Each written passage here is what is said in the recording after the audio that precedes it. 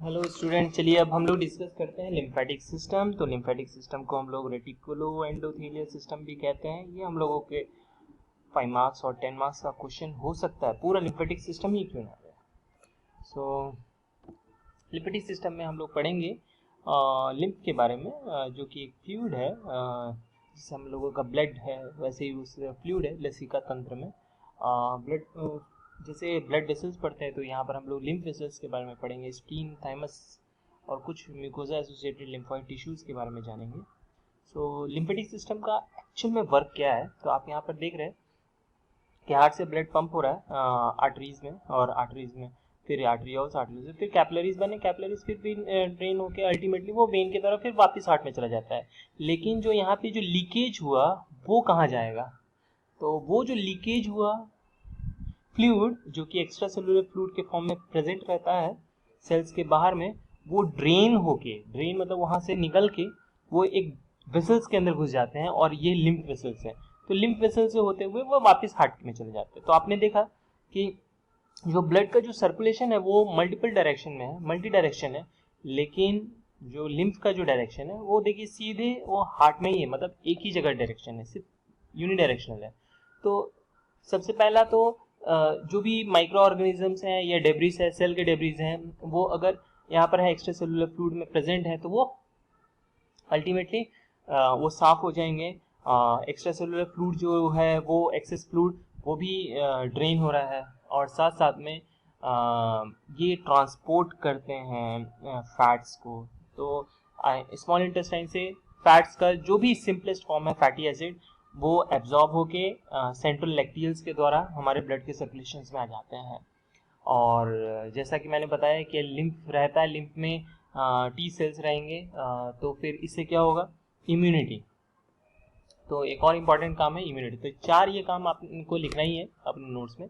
तो lymphatic system का आते हैं हम लोग कुछ कैरेक्टरिस्टिक में। सबसे पहला जो उसमें लिम्फ है, तो लिम्फ क्या है, वो क्लियर फ्लूइड है, क्लियर फ्लूइड है जो लिम्फेटिक वेसल्स में रहते हैं।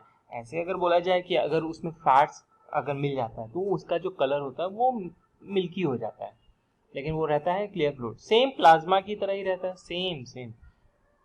तो पैसिव सिस्टम है, एक ही से एक ही तरफ से इसका फ्लो होगा, that is toward the heart. इसमें कोई पंप नहीं है, जैसे ब्लड सर्कुलेशन में आपका हार्ट है, इसमें कोई पंप नहीं है। तो ये आखिरकार ये मूव कैसे करता है लिम्फ, तो जब वो लिम्फ वेसल्स के अंदर रहते हैं तो स्केलेटल मसल्स के मूवमेंट से वो लिम्फ का मूवमेंट होगा, या तो वेसल्स के अंदर में स्मूथ मसल्स हैं, वो स्मूथ मसल्स के कॉन्ट्रैक्ट या रिलैक्स होने की वजह से वो उसमें मूवमेंट होगा।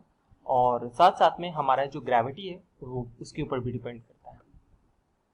तो लिम्फेटिक वेसल्स क्या कर रहे हैं, लिम्फेटिक वेसल्स जो हैं वो कलेक्ट कर रहे हैं जो भी एक्स्ट्रा सेलुलर फ्लूइड है, फिर वो लिम्फ का फॉर्म आ जाता है, और वो धीरे धीरे वो लिम्फ नोड की तरफ पहुंच जाते हैं। तो लिम्फ नोड छन्नी है बहुत सारे, तो एक लिम्फ नोड से दूसरा, दूसरा से तीसरा, तीसरा से, लेकिन ये सब धीरे धीरे धीरे हार्ट की तरफ ही जाएंगे। तो रिटर्न होता है फ्लूइड इनटू द सर्कुलेशन। और इसमें अगर बहुत बड़े डक्ट के बारे में अगर बात किया जाए तो राइट लिम्फेटिक डक्ट है और थोरैसिक डक्ट है। सिस्टर्ना काइलाई के बारे में आप पढ़िएगा बुक्स में। तो आप इस फिगर में देख ही रहे हैं कि बहुत सारे लिम्फ नोड्स का एग्रीगेशन है, गुच्छे हैं। जैसे ये कान के आगे है तो आपका प्री ऑरिकुलर है, कान के पीछे तो पोस्ट ऑरिकुलर लिम्फ नोड्स है, सब मैंडिबुलर लिम्फ नोड्स है, सब लिंगुअल लिम्फ नोड्स है, गले में है तो सर्वाइकल लिम्फ नोड, मतलब जहाँ पे वो लोकेशन है उसके हिसाब से उसके नाम है। इस एरिया में एक्सिलरी तो एक्सिलरी लिम्फ नोड्स है, इंग्वाइनल लिम्फ नोड्स है, इंडस्ट्रियल लिम्फ नोड्स है, फिर आपके कुछ थोरैसिक डक्ट्स यहाँ पर है, और साथ साथ में मेडियस्टेनम के पास कुछ लिम्फ नोड्स है, तो मेडियस्टेनल लिम्फ नोड्स है। तो बहुत सारे लिम्फ नोड्स हैं, डिपेंड करता है किस एरिया में प्रेजेंट है, तो उससे उसके हिसाब से उसका हम लोग नाम लिखेंगे। तो मैंने अभी थोड़ी देर पहले सिस्टर्ना काइलाई के बारे में बताया, तो देखिए सिस्टर्ना काइलाई थोड़ा मोटा ब्लड लिम्फेटिक वेसल है जो कि रिसीव करता है lymph from the digestive organ, और थोरैसिक डक्ट भी है, तो आप इसको देखेंगे। लिम्फ नोड का स्ट्रक्चर देखिए, ये भी बीन शेप, जैसे हम लोगों का किडनी है उसी तरह से बीन शेप का स्ट्रक्चर है। मैंने अभी बताया था कि ये एक छन्नी की तरह काम करता है, मतलब फिल्टर करता है। तो इसमें भी बहुत सारे एफरेंट वेसल्स हैं। एफरेंट वेसल्स की वजह से क्या हो रहा है कि यहाँ पे लिम्फ आ रहा है, और जो इसका हाइलम वाला पार्ट है, जहाँ पे कॉन्केविटी है, और वहाँ से इफरेंट वेसल्स हैं। आप देख रहे हैं इफरेंट कम है और एफरेंट ज़्यादा है। तो ये लिम्फ नोड है। लिम्फ नोड इसमें भी सेम वैसे ही जैसे कैप्सूल होता है, कॉर्टेक्स है, और बीच में मेडुलरी पोर्शन होते हैं, और ये आपका जमाइनल सेंटर है। यहाँ पे लिम्फ जो है सर्कुलेट करते हैं। यहाँ पे टी सेल्स का एग्रीगेशन होता है, बहुत सारे टी सेल्स रहेंगे, मैक्रोफाजेस रहेंगे।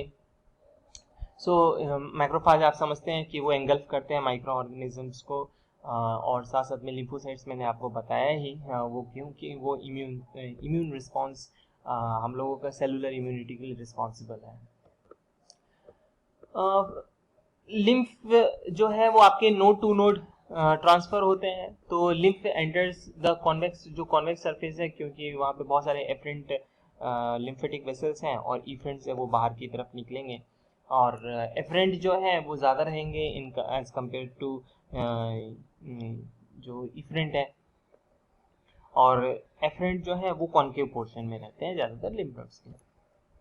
और कुछ है क्या लिम्फॉइड ऑर्गन्स? तो हाँ बिल्कुल है।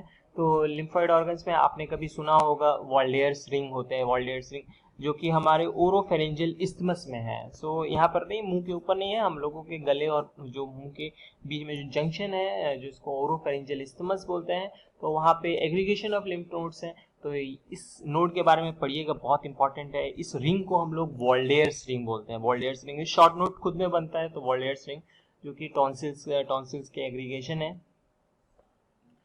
तो टॉन्सिल्स, बहुत सारे टॉन्सिल्स मिलेंगे हम लोगों को, और यहाँ पर आप देख ही रहे हैं बाइलोब्ड एक स्ट्रक्चर है, जो कि थाइमस हमारे जस्ट स्टर्नम के जस्ट पीछे है, और साथ साथ स्टमक के हम लोग देख रहे हैं लेफ्ट साइड में हाइपोकॉन्ड्रिक रीजन में एक स्प्लीन है जो कि कर्व पोर्शन है, और इंटेस्टाइन के जो सब म्यूकोजा है वहाँ पर आपके पेयर पैचेस हैं। सो पेयर पैचेस म्यूकोजा, सब म्यूकोजा में पेयर्स पैचेस हैं। ये लिम्फोइड टिश्यूज के एग्रीगेशन है। अब आते हैं स्प्लीन। बहुत ज़्यादा एक्सप्लेन नहीं कर रहा हूँ, ये हम लोग टॉपिक्स सब्सिक्वेंट वीडियोस में लेंगे। तो स्प्लीन आप देख रहे हो, ये हम लोगों के लेफ्ट हाइपोकॉन्ड्रिक रीजन में है, और फिल्टर की तरह काम कर, जैसे हम लोग लिम्फ नोड काम कर रहा था वैसे स्प्लीन भी काम करता है। इसमें रेड पल्प होता है, वाइट पल्प होते हैं, और इसमें ब्लड जब जाएंगे तो जो भी बॉन्ड बूढ़े हो गए आरबीसीज वो ट्रैप होंगे, और अल्टीमेटली उनका ब्रेकडाउन होगा in the presence of macrophages. So यहाँ पे स्प्लीन जो है वो एक साइड भी होता है फीटस में ब्लड के फॉर्मेशन का, और स्प्लीन जो है वो हम लोगों के ब्लड का रिजर्वायर भी है, बहुत इंपॉर्टेंट, याद करके रखेंगे। थाइमस जो कि पाइलोब स्ट्रक्चर है, आपने एंडोक्राइन सिस्टम में भी पढ़ा था। तो थाइमस जो स्ट्रक्चर है उसमें लिम्फॉइड टिश्यूज तो हैं ही, साथ साथ में हैजल कॉर्पसल्स हैं, और ये हम लोगों के जो स्मॉल एज, मतलब छोटे एज के जो इंडिविजुअल बच्चे होते हैं उनमें ज़्यादा बड़े होंगे, और फिर धीरे धीरे धीरे धीरे वो रिग्रेस करता चला जाता है और अल्टीमेटली खत्म हो जाता है।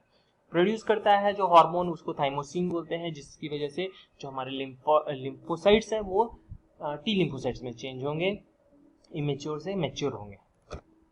टॉन्सिल्स हैं, अभी थोड़ी देर पहले बताया था, वो सेम जैसे लिम्फ नोड होता है वैसे टॉन्सिल, लेकिन ये टॉन्सिल हम लोग नाम यहाँ पे जोड़ रहे हैं क्योंकि ओरोफेरेंजियल इस्थमस में रहेंगे वो हम लोगों के, और इसी की वजह से हम लोगों के वॉल्डेयर्स रिंग का फॉर्मेशन होता है। तो two lingual tonsil, two palatine tonsil हम लोगों के, और ट्यूबल टॉन्सिल्स भी होते हैं। तो इनका स्वेलिंग की वजह से हम लोगों को कभी घोटने में मुश्किल होती है, तो जिसको हम लोग टॉन्सिलाइटिस बोलते हैं। बहुत लोग ऐसा जानते हैं कि टॉन्सिलाइटिस है। पेयर पैचेस क्या है? तो पेयर पैचेस हम लोगों के इंटेस्टाइन में मिलेंगे, जो कि म्यूकोजा, आप ये देखिए, जैसे ये म्यूकोजल पार्ट हो गया और ये सब म्यूकोजल पार्ट हो गया। तो यहाँ पे हम लोगों के लिम्फॉइड टिश्यूज के एग्रीगेशन दिखेंगे, बहुत सारे लिम्फॉइड टिश्यूज हैं, जिसकी वजह से देखिए इस तरह से बंच जैसा बना हुआ है। तो माइक्रो ऑर्गेनिज्म जो भी इंटेस्टाइन में एंटर करेंगे डेफिनेटली ये उसको उसके साथ हमारा ये हमारा सोल्जर्स की तरह है, तो उससे ये लड़ाई करेंगे डेफिनेटली। तो इनको बोलते हैं हम लोग पेयर पैचेस। इसके अलावा म्यूकोजा एसोसिएटेड लिम्फोइड टिश्यूज हैं, जैसे पेयर पैचेस भी उसमें ही आते हैं क्योंकि वो सब म्यूकोजा में प्रेजेंट है। तो mucosa associated lymphoid tissues, tonsils भी उसी में आते हैं क्योंकि वो ओरोफेरेंजियल इस्थमस में प्रेजेंट है। साथ साथ में कुछ सेल्स ऐसे हैं जो है हम लोगों के स्किन में है, जैसे लैंगरहैंस सेल्स हैं। ये सब क्या करते हैं, माइक्रो ऑर्गेनिजम्स जैसे ही आएंगे ये इनमें ट्रिगरिंग होगी और डेफिनेटली वो टी सेल्स को एक्टिवेशन करेंगे। तो मिकोजा से ही एसोसिएटेड है। तो और साथ साथ में ये सेंसिटाइज हो जाते हैं इन्हें रेस्पिरेटरी ट्रैक्ट और as well as digestive tract में भी। तो mild means mucosa associated lymphoid tissue ये हमारे म्यूकोजा में है। चलिए आज के लिए इतना ही, थैंक यू, धन्यवाद। और ये टॉपिक जो है पूरा का पूरा सिंगल आपका 5 मार्क्स से और 10 मार्क्स में भी क्वेश्चन आते हैं, सो आप इसको तैयार रखेंगे। Thank you.